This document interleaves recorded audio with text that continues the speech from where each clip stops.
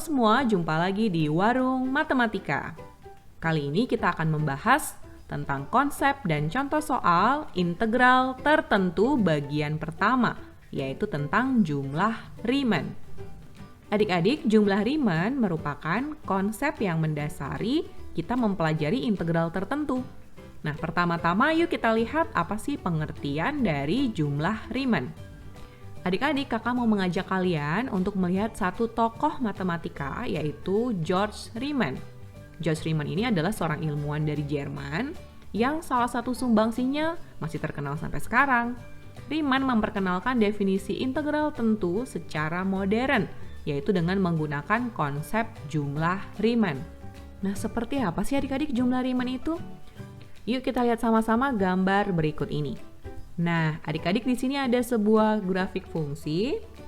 Jika kita diminta untuk menghitung luas daerah di bawah kurva dan di atas sumbu X, ya yang warnanya hijau ini ya adik-adik. Kira-kira gimana ya caranya? Nah, disinilah ide si jenius Riemann itu keluar. Caranya, Riemann melakukan pendekatan dengan membagi daerah arsiran tersebut menjadi beberapa persegi panjang. Jadi misalnya daerahnya terbagi menjadi 1, 2, 3, 12 ya. 12 persegi panjang. Lalu semua luas persegi panjang ini dijumlahkan. Yuk kita lihat yang sudah diberikan keterangan. Misalkan kita ambil persegi panjang yang pertama ini. Berarti kita butuh panjang dan lebar atau tinggi ya. Ini untuk menghitung luas persegi panjangnya. Di sini kita ambil satu titik, yaitu titik X1. Titik ini berada di kurvanya ya, berarti adik-adik. Nah, kita masukkan X1 ke dalam Fx sehingga menghasilkan Fx1. Ini input dan ini outputnya. Nah, adik-adik output ini yaitu Fx1, inilah tinggi dari persegi panjang yang pertama ini. Nah, sekarang kita lihat persegi panjang yang kedua. Ya, kita ambil satu titik yaitu titik X2. Dia outputnya berapa ya di kurva ini? Berarti kita tinggal masukin lagi ya ke fungsi fx-nya. Kita masukin nilainya sehingga mendapatkan nilai fx2. Fx2 ini adalah tinggi dari persegi panjang kedua. Demikian seterusnya ya adik-adik, ini X3. Kalau kita masukkan ke dalam fx berarti akan mendapatkan Fx3. Nah, Fx3 itu adalah tinggi untuk persegi panjang ketiga ini. Dan seterusnya nih adik-adik. Jadi kalau misalnya daerahnya terbagi menjadi 12 persegi panjang, berarti akan ada 12 tinggi persegi panjang yang bisa kita cari. Caranya tinggal kita masukkan titik-titik yang kita ambil ke dalam fungsinya. Nah, bagaimana dengan panjang dari persegi panjangnya? Kita kasih nama ya, misalkan ini panjang dari persegi panjangnya adalah delta X1. Delta X1 ini adalah, ini ya adik-adik, lebar dari interval yang kita ambil untuk menjadi persegi panjangnya. Dan untuk persegi panjang kedua, ya berarti ini lebarnya adalah delta X2. Dan seterusnya ya, persegi panjang ketiga, keempat, mereka punya lebar masing-masing nih. Atau panjang masing-masing ya. Dan ini tidak perlu sama nih, delta X1 dengan delta X2 tidak perlu sama ya adik-adik, bisa berbeda-beda. Sehingga kita dapat mencari luas area dari masing-masing persegi panjang. Nah, kita mulai dari persegi panjang yang pertama. Ini ya adik-adik, ini memiliki luas, kita namakan A1, area pertama ya. Area 1 ini ya. Nah, area 1 atau luas A1 sama dengan, kan karena persegi panjang berarti panjang kali lebar ya adik-adik.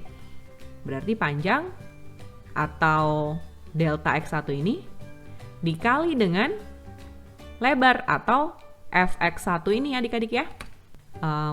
Jadi Fx1 dikali delta X1.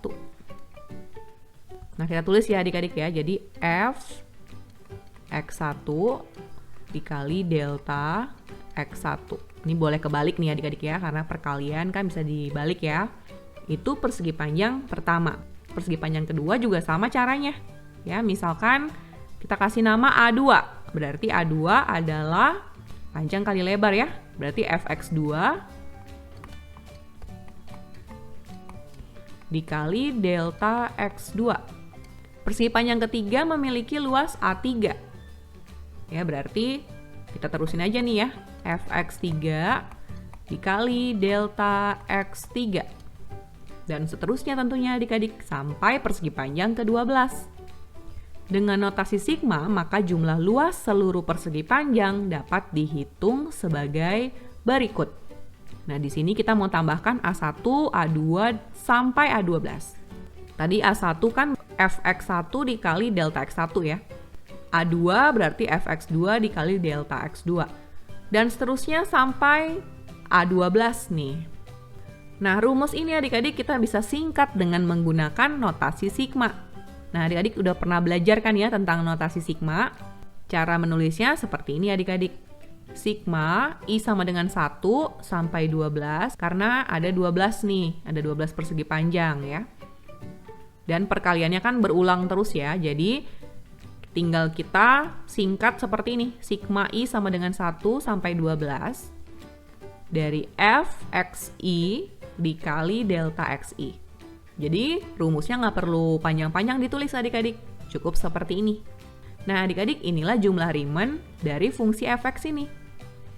Nah sekarang kita rumuskan ya adik-adik. Jadi nilai dari sigma I sama dengan 1 sampai n dari fxi dikali delta xi disebut sebagai jumlah Riemann fungsi fx dengan xi. Apa itu xi adik-adik?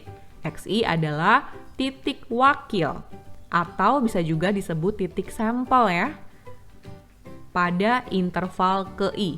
Xi itu adalah nilai yang diambil dan dimasukkan ke dalam fungsi fx. Dan delta xi adalah lebar interval ke i dan n adalah banyaknya subinterval.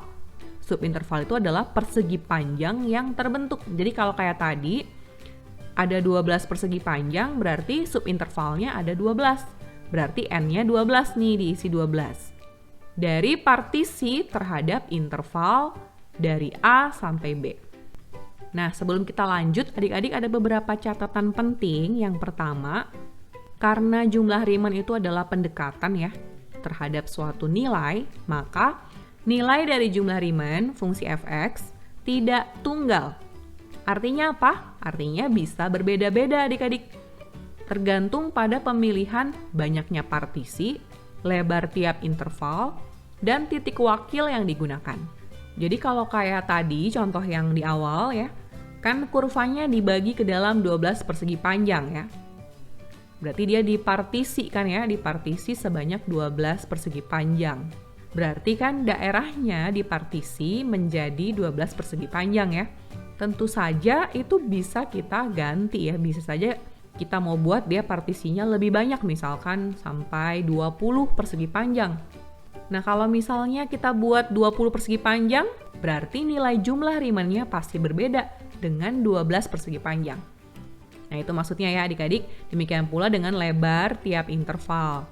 Dan juga pemilihan titik wakil yang akan digunakan. Kemudian yang kedua, perlu diperhatikan juga untuk jumlah Riemann di bawah sumbu X. Adik-adik, jumlah Riemann di bawah sumbu X bernilai negatif. Kenapa? Karena nilai fungsinya atau nilai fxi-nya pasti kurang dari 0. Oke, sekarang kita mau lihat contoh ya adik-adik. Nomor 1, tentukan jumlah Riemann dari fungsi yang diperlihatkan pada gambar berikut. Oke, di sini ada kurva fx sama dengan x kuadrat kurang 4x tambah 3. Dan di soal ini ya, sudah dipartisi menjadi 4 buah persegi panjang. Oke, sekarang kita tinjau persegi panjang yang pertama ya. Persegi panjang yang pertama ini tentunya yang menjadi titik wakil adalah ini ya yang bersentuhan dengan kurvanya yaitu 0,5. Jadi kita tinjau di sini ya adik-adik. Nah, dari sini kita bisa menemukan fx1 yaitu sama dengan f 0,5. Ya, caranya kita tinggal masukkan 0,5 ke dalam setiap x ini. Jadi 0,5 kuadrat dikurang 4 kali 0,5 ditambah 3. Sama dengan, ini semuanya hasilnya 1,25. Nah, sekarang kita cari delta X1. Delta X1 merupakan ini ya adik-adik interval untuk persegi panjang yang pertama. Jadi kalau kita lihat dia dari 0 sampai di sini kan, sampai 0,7. Berarti 0,7 dikurang 0, yaitu 0,7. Nah, ini persegi panjang yang pertama ya. Nah, sekarang kita akan tinjau persegi panjang yang kedua yang ini. Di mana X2 adalah titik wakil dari persegi panjang kedua, yaitu yang bersentuhan dengan kurva ya. Berarti titik wakilnya ini 1,5. Sehingga Fx2-nya adalah F1,5. Nah, kita masukkan 1,5 ke dalam fungsinya, jadi 1,5 kuadrat dikurang 4 kali 1,5 ditambah 3. Nah, adik-adik hasilnya ini adalah minus 0,75. Delta X2 itu adalah lebar dari interval persegi panjang ini, dari 0,7 ya kan, sampai 1,7. Berarti 1,7 dikurang 0,7 ya, hasilnya adalah 1. Sekarang kita tinjau persegi panjang ketiga dengan titik wakil X3. Titik wakilnya berarti ini ya adik-adik 2. Sehingga Fx3 adalah F2. Nah, kita masukkan ke sini ya, X-nya kita ganti 2 jadi 2 kuadrat dikurang 4 kali 2 ditambah 3. Hasilnya adalah min 1. Sedangkan delta X3 itu adalah ini ya, lebarnya dari 1,7 sampai 2,7. Jadi 2,7 dikurang 1,7. Hasilnya 1. Oke, sekarang kita tinjau persegi panjang keempat. Ya, adik-adik, persegi panjang keempat dengan titik wakil X4. Di sini X4-nya berarti adalah 3,5.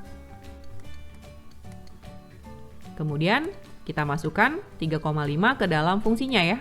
Jadi 3,5 kuadrat dikurang 4 kali 3,5 ditambah 3. Ini hasilnya adalah 1,25.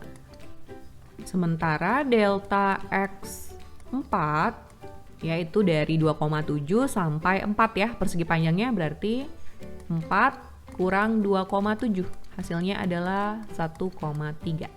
Nah, adik-adik, sekarang kita tinggal menghitung jumlah Riemannnya. Sigma dari I sama dengan 1 sampai 4, karena ada 4 persegi panjang ya, ada 4I. Dari Fxi dikali delta Xi. Nah, kita tinggal masukkan saja adik-adik ya. Jadi Fx1 dikali delta X1. Jadi 1,25 dikali dengan 0,7. Kemudian ditambah dengan ini adik-adik ya, minus 0,75 dikali dengan delta X2, 1. Kemudian ditambah dengan Fx3 yaitu min 1 dikali dengan delta X3 yaitu 1. Kemudian ditambah dengan ini 1,25 dikali dengan delta X4, 1,3. Nah, ini kalau kita kali ya hasilnya 0,875. Kemudian ini kalau kita kali jadi negatif 0,75. Ini kalau kita kali jadi min 1. Ini kalau dikali hasilnya 1,625. Dan ini kita kerjakan ya, sehingga diperoleh hasil 0,75. Nah, adik-adik, inilah jumlah Riemann untuk fungsi fx sama dengan x kuadrat kurang 4x tambah 3 ya. Untuk interval 0 sampai di sini nih, sampai 4. Oke, sekarang kita lanjut ke contoh berikut ya adik-adik, contoh kedua. Hitunglah jumlah Riemann untuk fx sama dengan x pangkat 3 kurang 5x kuadrat tambah 2x tambah 8 pada selang dari 0 sampai 5. Dengan menggunakan titik-titik wakil x1 sama dengan 0,5, x2 sama dengan 1,5, x3 sama dengan 2,5, x4 sama dengan 3,6, x5 sama dengan 5, partisi itu adalah 0, 1,1, 2, 3,2, 4, dan 5. Nah adik-adik, untuk contoh yang kedua ini tidak ada gambar. Untuk membayangkannya, cukup menggambar sebuah garis lurus seperti ini. Lalu kita partisi adik-adik ya, dengan titik-titik partisi ini. 0, kemudian 1,1, 2, 3,2, 4, 5. Nah, ini maksudnya apa adik-adik? Jadi ke-6 titik partisi ini mempartisi selang dari 0 sampai 5 ya, sehingga membentuk 5 buah persegi panjang. Jadi ini ada 5 buah persegi panjang nih adik-adik yang terbentuk dari 6 titik partisi ini. Dan dari kelima persegi panjang ini dipilihlah titik-titik wakil yaitu x1 0,5. Berarti sekitar di sini adik-adik ya, 0,5. Ya, ini sebagai x1. Kemudian dari persegi panjang yang kedua, dipilihlah x2-nya 1,5. Dari persegi panjang ketiga, dipilihlah titik wakilnya 2,5.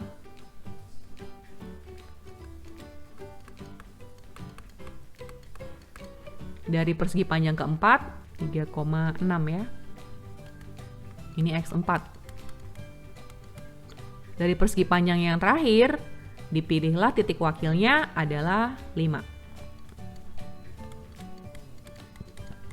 Nah, tanpa kita melihat gambar yang utuh, ya kita bisa menggunakan sketsa ini untuk membantu kita menentukan jumlah Riemann, ya. Kita tinjau persegi panjang yang pertama ya. Karena x1-nya 0,5, berarti kita bisa menentukan nilai fungsinya. Ya, yaitu f 0,5. Kita masukkan ke dalam sini adik-adik ya. Ditambah 8. Ini hasilnya adalah 7,875. Dan untuk delta x1 itu adalah lebarnya nih adik-adik, lebar intervalnya ini dari 0 sampai 1,1, berarti 1,1 ya. Oke, karena 1,1 dikurang 0. Nah, sekarang kita cari fx2. fx2 berarti f 1,5 ya. Hasilnya adalah 3,125. Dan delta x2 itu adalah ini jaraknya dari 1,1 sampai 2. Jadi 2 dikurang 1,1. Hasilnya adalah 0,9. Selanjutnya fx3 adik-adik. fx3 itu adalah f 2,5 ya. Hasilnya minus 2,625. Kemudian kita cari delta x3. Delta x3-nya adalah ini lebarnya ya dari 2 sampai 3,2. Berarti 3,2 dikurang 2. 1,2. Kita lanjutkan di sini ya adik-adik. Kita mencari fx4. x4-nya 3,6.